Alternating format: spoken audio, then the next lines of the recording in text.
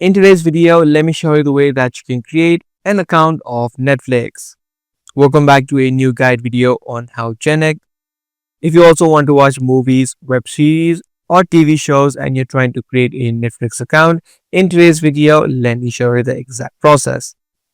Now you can follow along using a mobile device as well, either using the app of Netflix or using a web browser. If you're using a web browser as well, you just need to search for netflix.com and you'll land on its official website. Once you're inside of the website of Netflix, in order to get started, you need to first of all add in your email address. Make sure you add in the correct email address and then you can click on get started.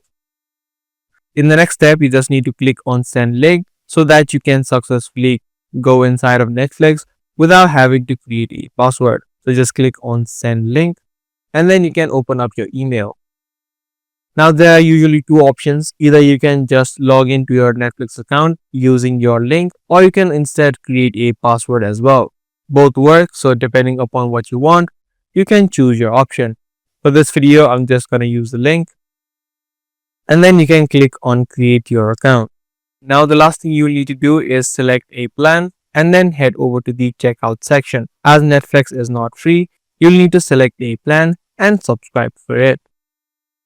Click on the next button and depending upon what you need, there are different price ranges. The cheapest one is going to be $299, which is going to be the mobile plan, which you can use it on your mobile or tablet only.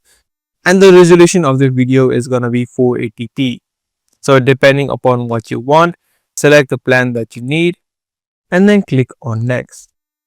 Now the last thing you'll need to do here is to add in your card details. So either you're using a credit or a debit card. Click on this option, add in your card details such as your card number, expiration date, the CVV and the name of the card. This way you can just click on I agree and then click on start membership. This way you'll get a monthly charge of whatever plan you selected at this date exactly.